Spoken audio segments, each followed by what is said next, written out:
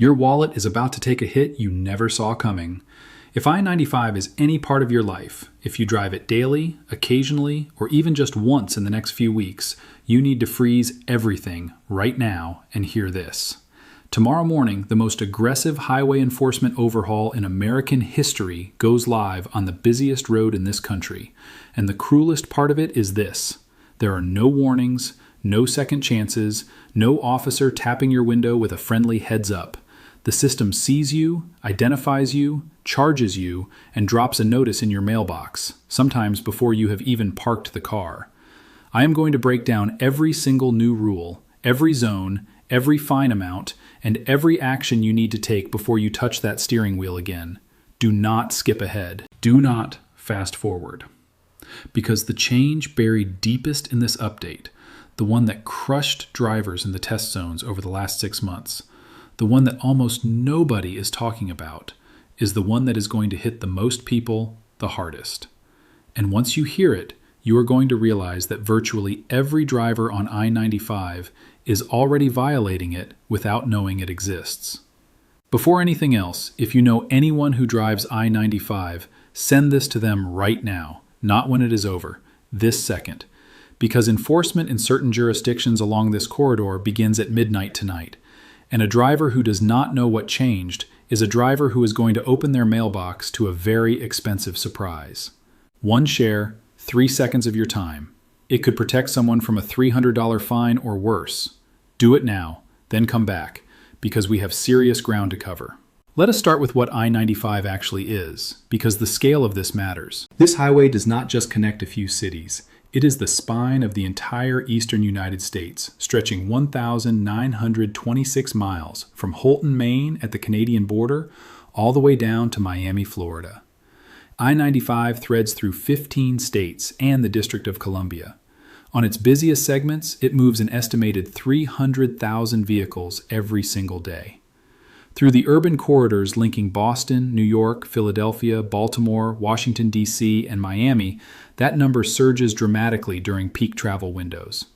By any honest measurement, this is the most critical and most heavily traveled highway in America. It is also, by federal data, one of the most lethal. Federal highway safety records compiled through 2025 place I-95 consistently among the top 3 most dangerous highway corridors in the nation, calculated by fatal crashes per mile. In the most recent 5-year reporting window, more than 14,000 injury crashes occurred on I-95 and its direct connectors. Over 1,100 people died. Digest that. More than 1,100 lives ended on this road in 5 years. These are not abstract statistics. These are fathers and mothers and children who did not make it home. And those numbers are precisely why the federal government, operating alongside all 15 state departments of transportation that share authority over this corridor, committed 2 full years to designing and testing an entirely new enforcement model built specifically for this road. That model activates in full tomorrow, and it is nothing like anything that has come before it. The old enforcement system that most drivers have spent their entire driving lives navigating worked on a simple formula. A trooper spots a violation, he pursues the vehicle, he initiates a stop, he writes the ticket. That formula depended entirely on human presence, human timing, and human judgment. It was inconsistent by nature. It caught a fraction of actual violations, and experienced drivers had learned, consciously or not, how to read that inconsistency and stay just inside the edge of it. That era is finished on I-95 as of tomorrow. What replaces it is a fully integrated automated enforcement network.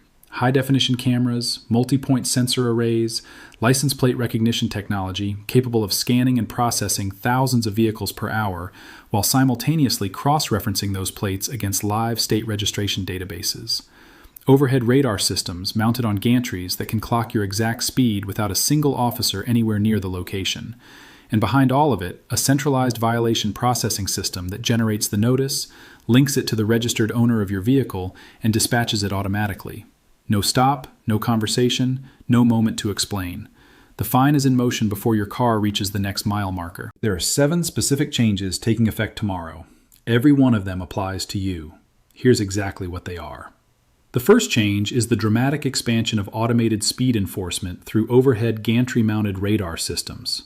Speed cameras on I-95 were historically confined to active construction zones. Under the rules that activate tomorrow, permanent automated speed enforcement goes live at 47 new locations across the corridor, including stretches where no construction exists at all, selected entirely because crash data flagged them as high risk. The violation threshold has been slashed. The prior standard allowed up to 11 miles per hour over the posted limit before an automated notice was triggered. That margin is now 6 miles per hour over in standard zones and just 3 miles per hour over in high-density traffic areas, which means any segment falling within 10 miles of a major metropolitan interchange. A first automated speed violation in a standard zone starts at $75. In a high-density area, it opens at $125.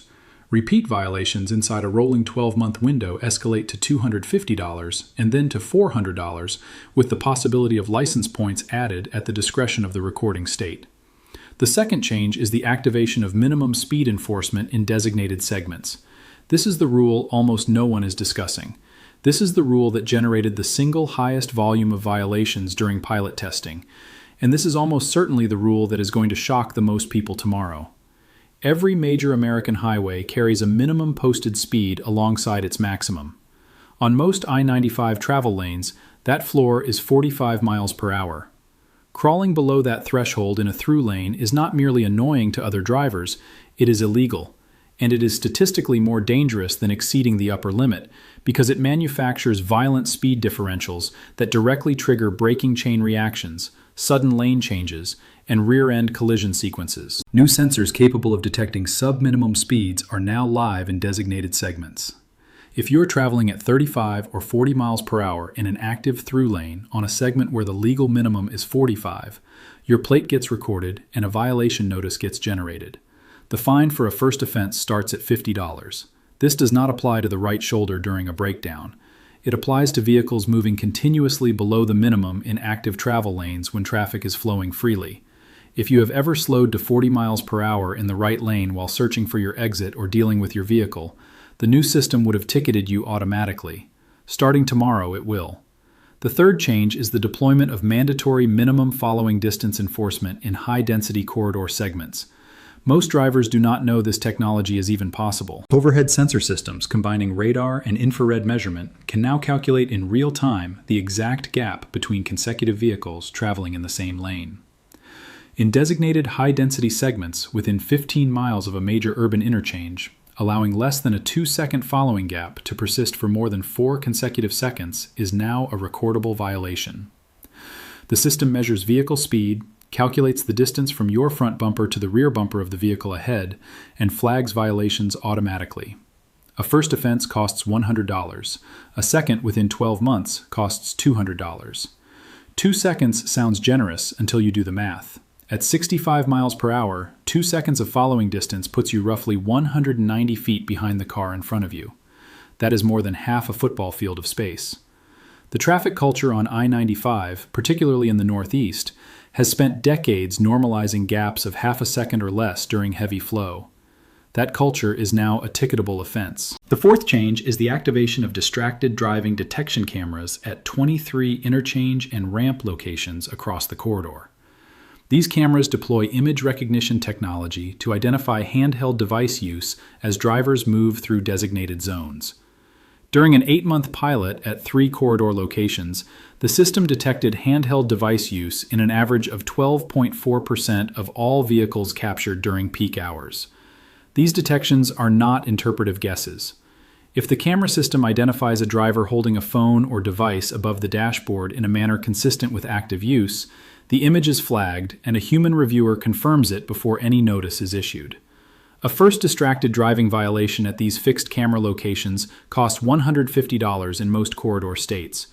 In New York and New Jersey, where enhanced distracted driving penalties already exist under state law, a first offense can reach $450, plus additional surcharges. The fifth change is the full expansion of HOV lane enforcement using a combination of overhead license plate readers and occupancy detection sensors. If you use restricted HOV lanes during peak hours, this affects you directly. The new sensor infrastructure uses infrared imaging combined with machine learning occupancy estimation to flag vehicles that appear to carry a single occupant while traveling in lanes restricted to 2 or more during enforcement windows. Flagged vehicles are confirmed by a reviewing officer via live camera feed or intercepted by a patrol unit responding to the real-time system alert. HOV violation fines vary across the corridor. Florida starts at $65, Virginia at $125, Maryland at $90, Delaware and New Jersey at $75, New York and Connecticut at $150. Every figure applies on top of any license points the recording state chooses to assess. The sixth change introduces automated weight and motion enforcement for commercial vehicles at 31 designated corridor locations. New sensors embedded directly in the travel lanes can measure the gross vehicle weight of a commercial truck moving at highway speed without requiring that truck to exit to a static scale. When a commercial vehicle registers above the legal gross weight limit for the state where the sensor is located, an automated alert fires to the nearest enforcement unit and the vehicle is flagged for mandatory.